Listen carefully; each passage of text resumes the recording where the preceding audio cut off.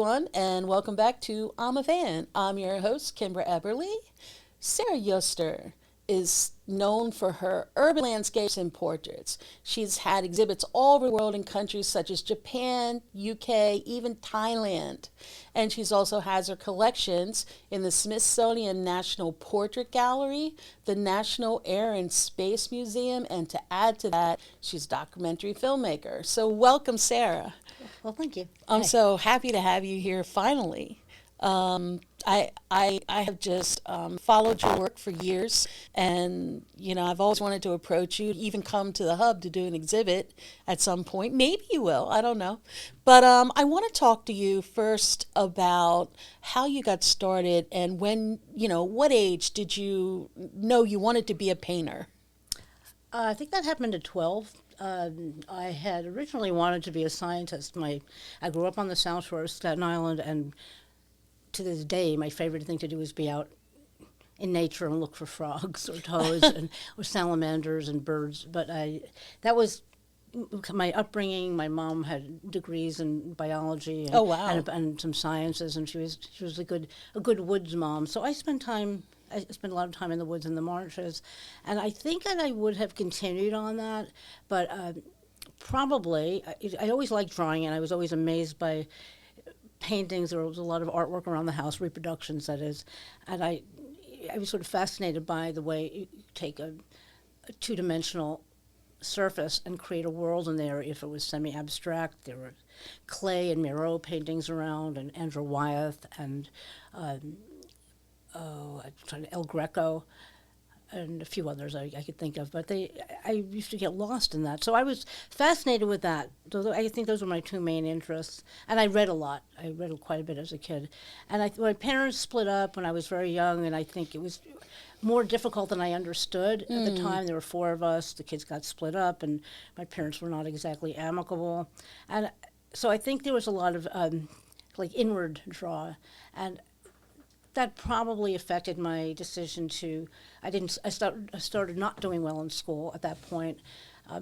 Prior to that, I had always just aced everything without even trying, and I really didn't do my homework.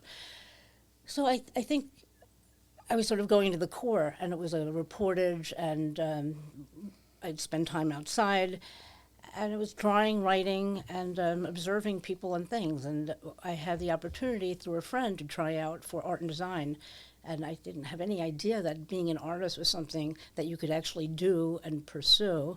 And I still don't think it's a great idea depending on what you're.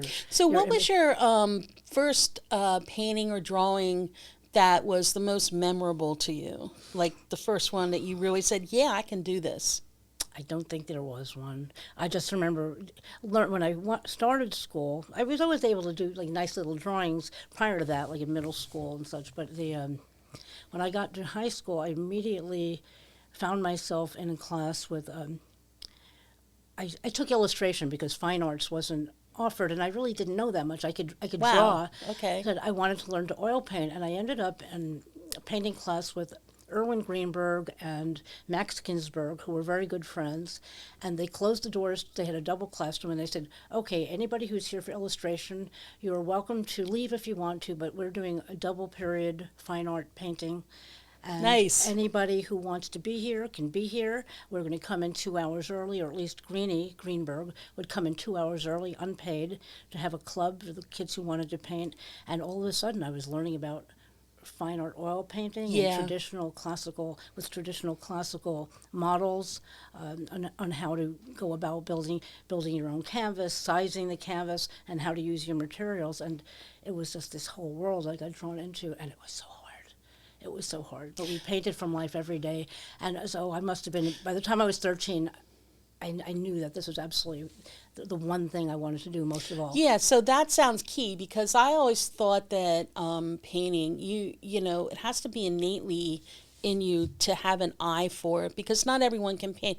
I took a few oil painting classes in college myself, and it was really hard to blend the colors. You always have to step back and look at it. So is that your favorite oil painting? I know. Do you do acrylic or? No, only if I'm doing baby gifts on T-shirts or on denim jackets for people.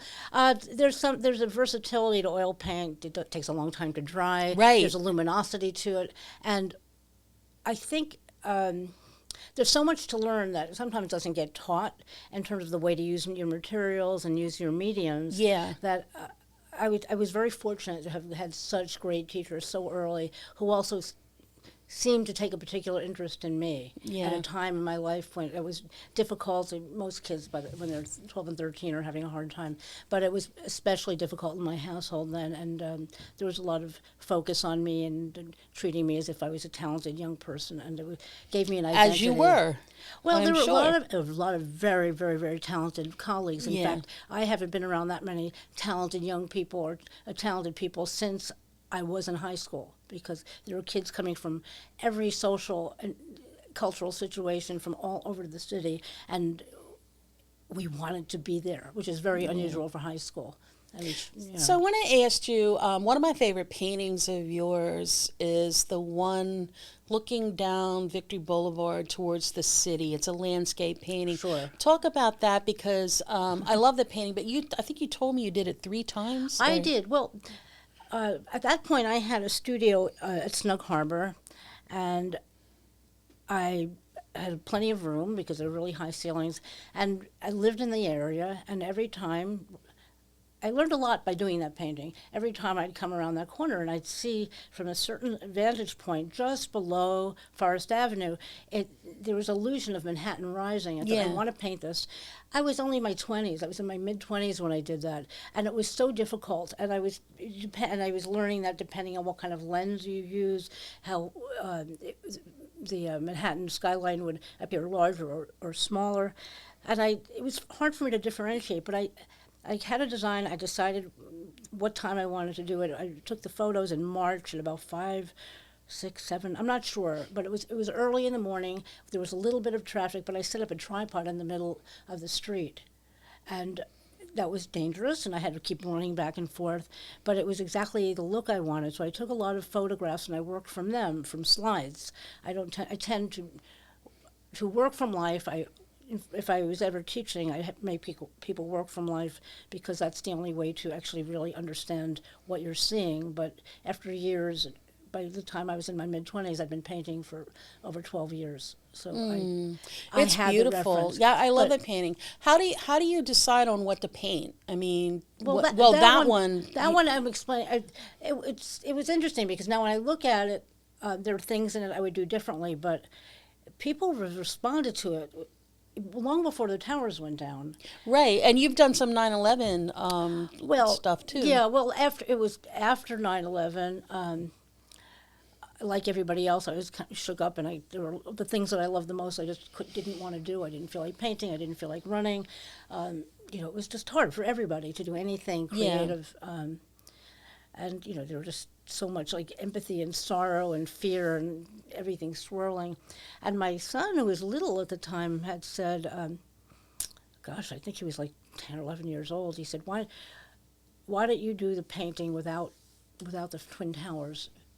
And because he was a kid and he didn't necessarily pay a lot of attention to what I was doing, because 10 or 11-year-old boys really care what their parents are up to. Yeah. They're just trying to be cool and do sports or whatever the kids do.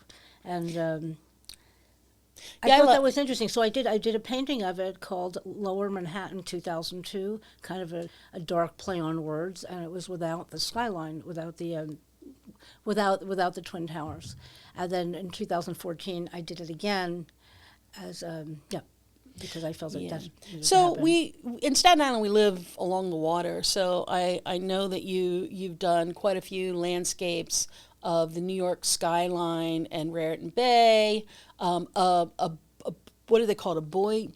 Oh, the buoy. The right, buoy that is in the water. I mean, you did like a few of these. I love them, and the colors of the water. So, what made you decide to? Well, my dad was a sailor. He had a small boat, and he was a racer. On Staten Island? On Staten Island. But, I couldn't stand being out on the boat. I got sick, and besides, that wasn't until I was already out of the house and a young adult. And he used to say, you should paint maritime things. I said, you know what, it's not my life. I'm not interested. because the things that I paint are things that I notice from day to day and want to report in about. Like that's the kind of, if I have information, I'll share it with you. Like I've traveled when I can to some interesting places, and I've never done paintings of like Panama or northern Greece because I'm busy taking information in these interesting places, and I can't tell you about them. I'm busy learning, but I can tell you about the things that I see and experience. So in 2000, right after Hurricane Sandy, my husband, who's a professional pianist, at that time had been playing someplace where it was on a barge. It was the water club. He was the house pianist, and they closed for a year. So he was out of a job, and he was getting unemployment. And he said, "Well, I could be miserable about this." He took some little jazz gigs here and there, or some other jobs. Did you do a portrait of him playing the piano? Oh, sure.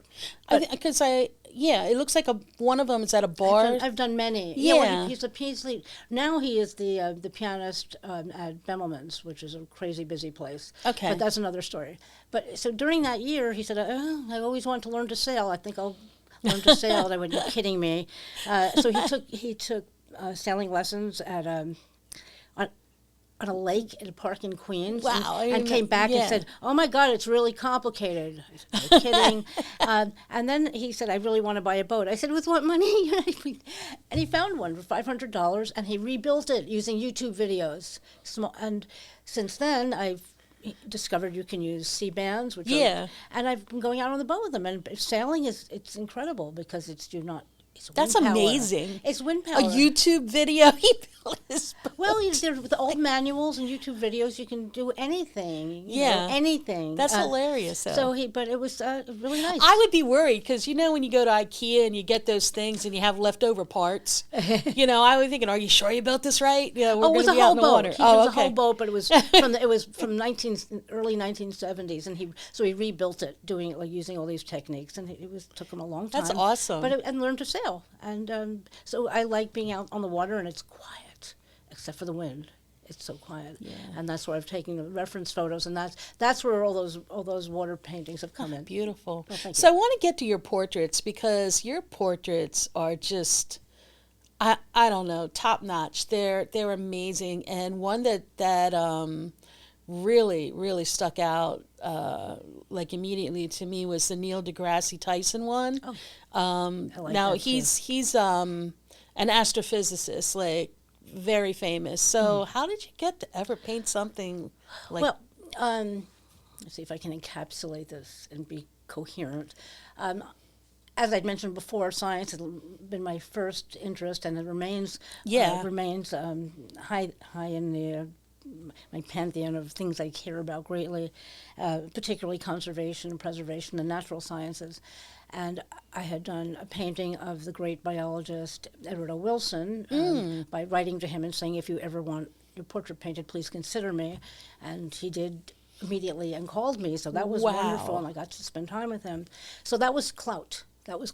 Yeah. And, at that time, I had already done, I think, a small series of paintings of Staten Island conservationists like Dick Bugler and a few other people on the island who were doing what I thought was important work, but were just quiet heroes like Bob Zink, who did animal rehab. Yeah, he was holding a raccoon, right? A raccoon guy. Yeah, I did a pastel portrait of him with a raccoon. So Elizabeth Egbert, who was then director of the museum, the Staten Island Museum. And there's one of Martha Liston. It's called Martha Listens. Her name is Martha Hyatt. She was listening to her whale. Yeah. Oh my God, it's so great. I love those. Oh, I really enjoyed doing that series. But Elizabeth Egbert asked me to do a special show celebrating the 125th anniversary of the museum with melding science and the arts. So I was already partway through. And that's huge because that's the National Air and Space Museum in Washington, D.C., right? Yeah, that came after I did the portrait of Tyson. Okay. So I was aware of his work. I listen to NPR all the time. I read a lot of science books. And I thought he was so dynamic and charismatic, he would be a good person to have his portrait. Plus, I was being very careful, and the people depicted, I wanted to have a whole culture, all these people from different ethnicities and cultures, because I assumed that if people came through the show, they would see that science, the love of science and your ability to work in conservation or preservation. Yeah. You don't have to be like a white guy who went to Harvard. So Tyson did go to Harvard, but so I wrote him a letter and asked him if he'd be part of it, and he said yes, and he liked the idea, and he was very gracious and a lot of fun. I took photos of him.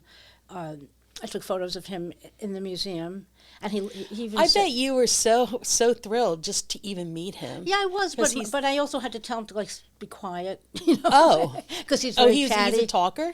Yeah, he's a lot of fun. There were other people there while I was shooting him, and he was just chatting on about these funny stories about his kids. But he liked the idea. He liked the fact that I didn't put stars and planets behind him. Yeah, I didn't think he needed it. He's a universe unto himself. I just had him like emerging from the darkness, sort of like a planet, in space. Yeah.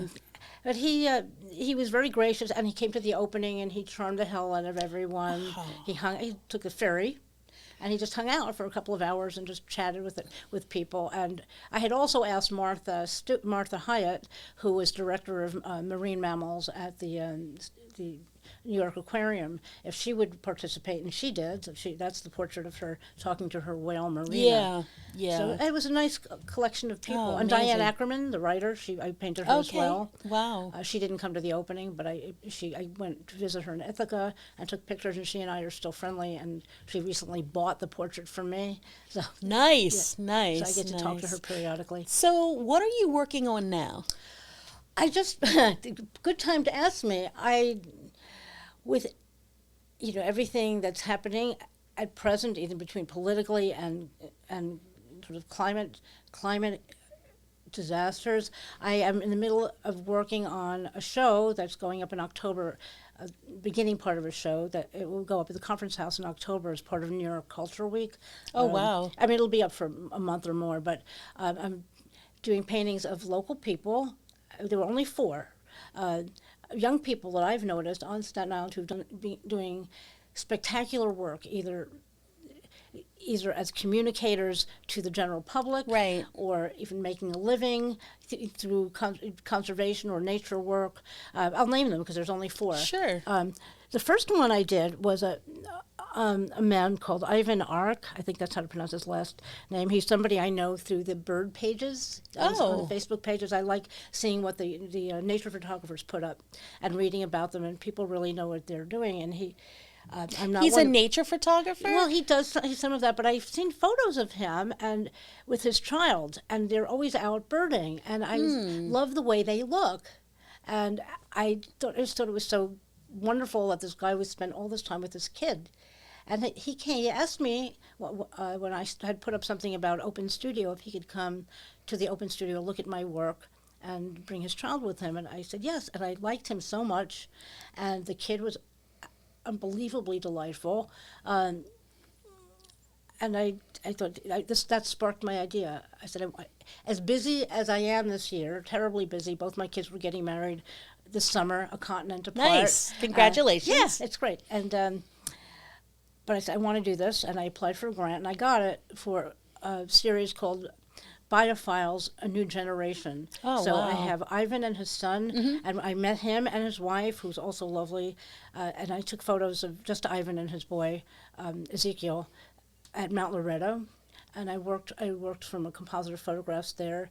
I did a painting of Nick Rozak, who's a beekeeper. Oh, right. I know who he is. Yeah. So, wow. Nick was very, very generous with his time and taught me so much about the bees. I did a painting of him. Did you get some honey? No, I didn't. That was not the right part of the season. And then after that, I painted a woman named Aisha Humphreys, who I'd been told about, who's she's head of a crew, New York City Parks crew. She's based here. Yeah. She goes all around the city, and she's one of these people who just is an absolute expert at replanting native species Oh, and nice. identifying and nurturing them. And she's very elegant, young African American woman with the greatest hair, these red dreads, and so she was and she's so intelligent and thoughtful, and she wrote a very nice piece to go with her painting. And so I did a painting of her. With her shovel. She said that's the hallmark of a gardener. So I have her. Okay. It's almost like a little bit of a slight tweak on that Grant Wood painting of the couple with the pitchfork. Oh, right, right. Just a little the bit. The classic. Yes. Yeah. So I painted Maisha, and I'm just finished painting Ali Stofo, who is the glam gardener in New York City, who teaches about gardening and organic gardening and foraging. Oh, wow. So I got these 4 very charismatic sets of people. And that's. And it's right up your alley because you love science and nature. Well, that's what I wanted to do. Yes. So, and I got the grant for it, and I'm including some paintings I've done over the pandemic and more recently of wildlife. That's fantastic. So that's what I'm doing. That's great. That's great. So I wanted to ask you before we close up, how has COVID affected you? Has it affected you in any way to hinder or help you decide on what you're going to be painting? Like, is there any cathartic type stuff going on? Well, initially, I don't like being confined, so initially I was as panicky as everybody else, and I did not want to get sick, and didn't want other people to get sick, so I followed all guidelines, and because I was preoccupied and worried, as most people, sane people are, I decided to just focus in on. I was supposed to be doing a show, which I of course did not do. I decided to just do a turn and just embrace everything that we were thinking about. And I did paintings of things like bottles of hand sanitizer and rubber gloves. Oh, wow. And I even got a commission from a young couple out in California who have bought work for me before. I said, could you do a painting of toilet paper, since that seemed to be such a... No. And it was a funny painting. I think they think in part they did it. They may have done it in part because they were worried about me. Well, there was a toilet paper shortage, I right? think they were at one concerned. point? They're very successful young couple who've worked hard. I mean, over the years and are doing well. And in fact, they escaped to Thailand. She's from Thailand. They went to Thailand to stay there for a year and a half while she had her second baby, and her husband her husband mostly stayed home in Southern California. He was an attorney, and then visited them right around the time she was having the baby. But it was very hard for them. But they thought of me. I thought that was very nice. They thought of me and commissioned me to do a painting of however I would do toilet paper. It was toilet paper I put sprigs of blossoms around it on a silver plate, and I thought it was hilarious, and I made some money, and that was nice. But other than that, I got used to it. I got vaccinated and stayed away from people, and I'm not especially social. I like people, but usually just one at a time or a couple at a time. Yeah. So I like my own company. I'm married to a musician who's working all the time, so I'm alone constantly, and I'm fine with it. Well, painters usually are alone. Of course, that's true. So I did well. I did not like the fact that I couldn't see my daughter, who was in grad school in California. I didn't see her for a year and a half, but we have... Is that the one that's getting married now? Yeah, yes. Well, okay. I only have 2 kids, which is quite enough. Yay! But that was hard for her, but she's graduated and since then moved back to the Boston area. Yeah. So it wasn't so hard for me, and my husband who I don't really like having people around all the time, but for him it was okay also because he's got a recording studio, and he just worked on a project that he'd been doing. Nice. So we were fine. I was fine, but on the greater spectrum of all those people dying is that's amazing though. Like what people commission you to do, and I know I would love to get a portrait done, but even of my cat or something, but I know you're a little pricey, but it's certainly worth it for me. I work with people. I do. I actually got commissions. I did well during the pandemic. People Yeah. commissioned me. People bought work online, and I was surprised. I was grateful, but I did pretty well. I had not Yeah. expected that, but I think some people were able to work, just had money, and just wanted to look at things. But I had a Yeah. couple of very nice commissions, and but I work with people also, so I do these 1 year. That's great. 1 year, like 1 year payment plan. They can have the work. Oh, wow. And we sign, That's awesome. sign something. It's legal, and pay over a course of a year. And some people it's That's been good 18 to months. know. Yes. Yes. Yeah, I'm happy to do So that. yeah, you can do payment plans. Yes. Yay. So I just want to say thank you so much for coming. You know, it's been long awaited to have you come in and to do an interview and to sit down and talk with you about the many things. I mean, I could sit here and talk to you for hours, of course. But and maybe someday you'll come to the hub with some of your paintings and do an exhibit here. Hint, hint. Well, sure. We will talk. you know. Yeah, I would love that, Sarah. But I just want you to know I'm a fan. Well, thank you. And and will continue to be. And thank you for coming. And until next time, we will see.